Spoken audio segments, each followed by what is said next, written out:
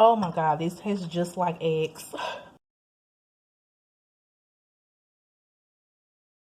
Hey family, welcome back to my channel.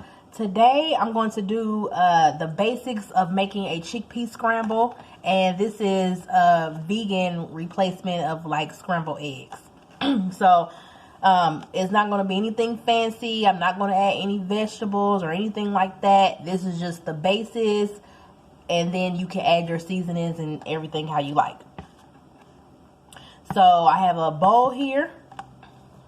I have 1 cup of chickpea flour, and I buy my chickpea flour, so here it is right here. So, and it's simply true if I get mine from Kroger, but you can get it anywhere pretty much. So I have my chickpea flour. I'm going to add some turmeric in, probably like that much, so that's not even a lot. That's maybe like 1/4 of a teaspoon, if that is just pretty much a pinch. So chickpea flour. This is my secret ingredient, and this is baking powder. And I'm gonna add probably like 2 teaspoons of baking powder.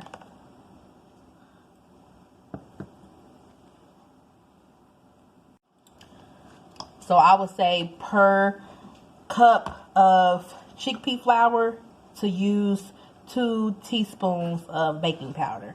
And this is going to help it rise and get fluffy. Instead of being really dense, this is going to make it have that fluffiness like an egg would. So that's 1 teaspoon, 2 teaspoons. And then I'm going to use a little bit of black pepper, because this is just the basis. Just the basics, sorry. So that's just a little bit of black pepper. And I'm going to mix in my dry ingredient. And it's just sparkling water. This is the lemon lime. And it won't taste like lemon lime. It just will have like that undertone of acidity, just a little bit, just to bring out the flavors. But it's really, we're really using this for the carbonated portion of it. So I'm just going to slowly add this in.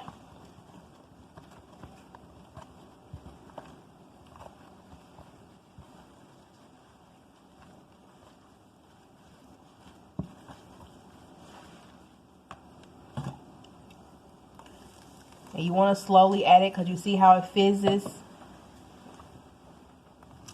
So you want to just give that some time to die down. And you kind of just want to gently fold it to where it's combining. On this part, if it makes it easier for you, you can use a spoon for this part because you're just going to fold it. Or you can use a scraper. And you're not going to like vigorously mix because you don't want to kill the carbonation. So you just want to gently fold it. Gently fold until it's all mixed.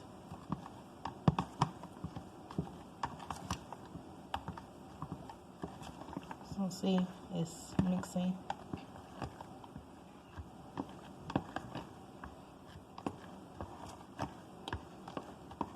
Okay, so that looks very mixed to me. Let me see what the consistency is like. This is the consistency. So if there's little lumps in there, don't even worry about it. But this is the consistency. So I might add it just a little tad bit more to make it a little bit thinner. So I use... this is probably about 1/2 of this can so far. Or a little under 1/2 of this can. And this is a regular size can. So I just wanted a little bit looser because it's going to firm up a lot when we go to cook it. So now you see the texture of it, and it's not like clumping up and all of that. Alright, so let's get ready to cook this up, and I will show you the next steps on how I make it.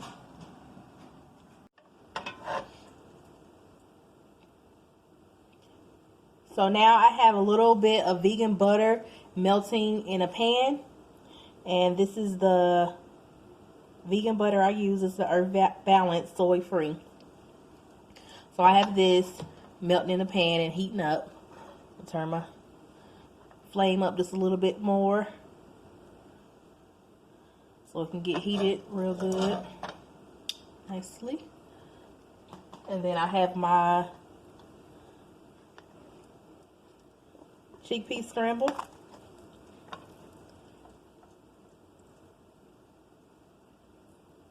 So once that starts to heat up, how it's doing now, and getting a nice bubble to it, or sizzle, I'm going to add my chickpea.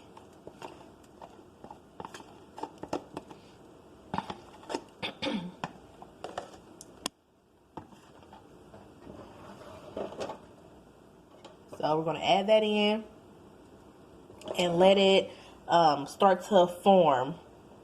And we're going to let the baking powder activate. So once the baking powder activates, it's going to kind of make this puff up a little. And we're going to let the edges form. Right now it's a bit too soft, so we don't want to manipulate it or do anything to it. Don't try to mix it in how you would do a regular egg or anything like that. Just keep it how it is, like if you were making a pancake.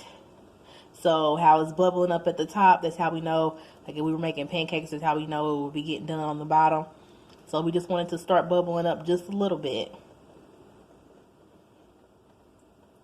And like I said, that baking powder is activating. If you can kind of see the size of here, of how it's starting to kind of fluff up a little bit.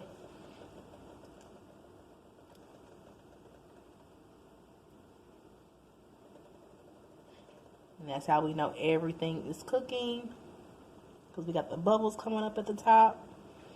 So now, since it's like this, I kind of see it forming up. I'm going to slowly move it from the edges, like if I were making an omelet now.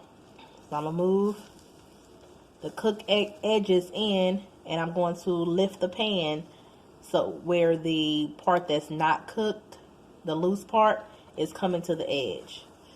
So I want to do this, and I want to just keep lifting it, and I'm moving this around, and I'm going to keep lifting it and letting that fill in so it can get to the pan. I'm going to move that back and then bring that forward.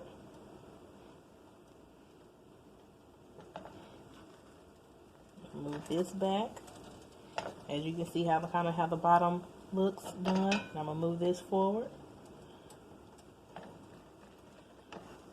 And I'm gonna do this all the way around the pan.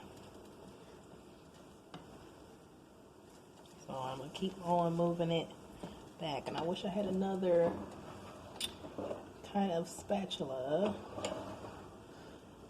Let me see if I can get something else to cook with.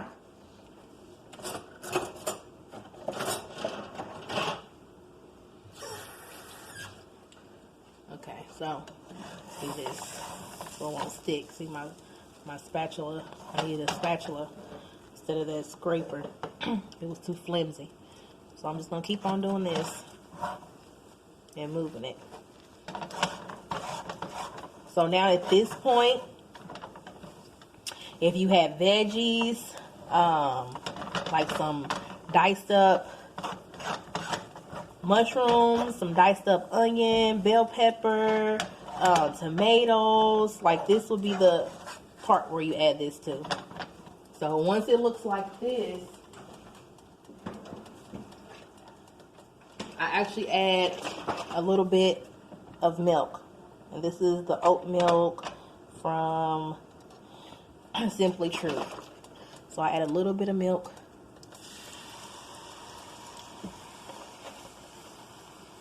And that was maybe like 2 tablespoons.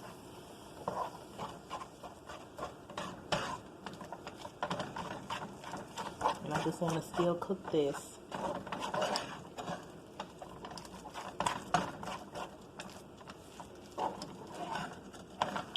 So you can add nutritional yeast in here for your, from like a cheesy flavor, or you can add some vegan shreds on here. I love the Follow Your Heart brand. Since it's just about towards the end now, being almost done.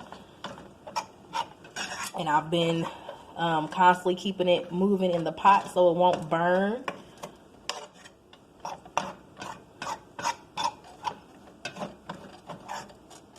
What I do at this point is I add black salt. And this is black salt. I get mine from Amazon. I will have the link listed below because I can't find it here at any grocers and where I'm from.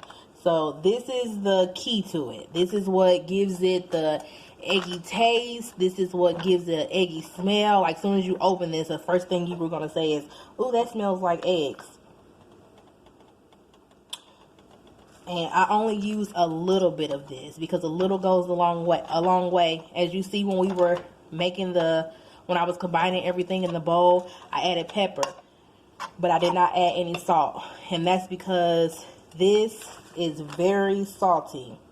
So it's about 3 times the impact of regular salt would be. I'm going to add about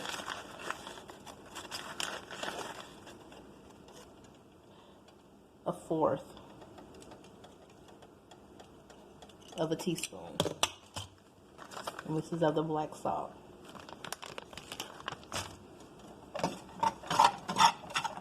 As soon as I put it in there, I smell it. So you can, it definitely smells like I'm cooking eggs.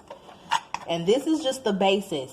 So when I eat these, I don't eat them plain like this. When I eat these in my mixture, I add garlic powder, onion powder. I like to put sauteed mushrooms, tomatoes,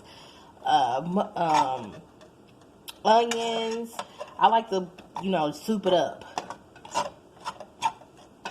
So I'll even put a little bit spinach. I'll even put some spinach in there as well.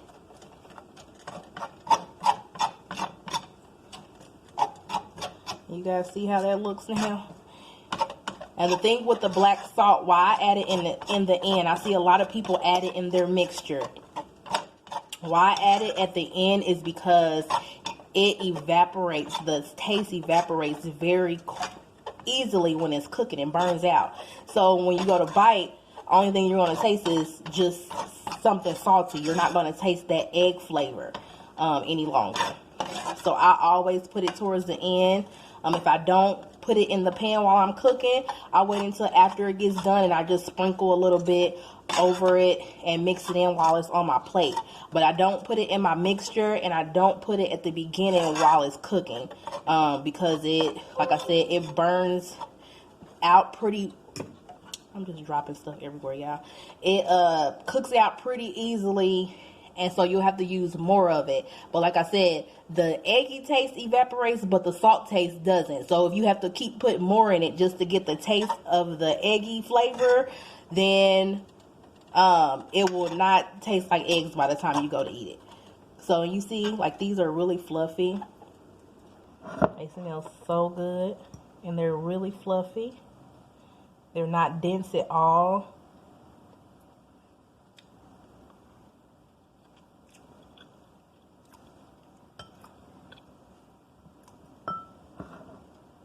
So good. Yes, so good.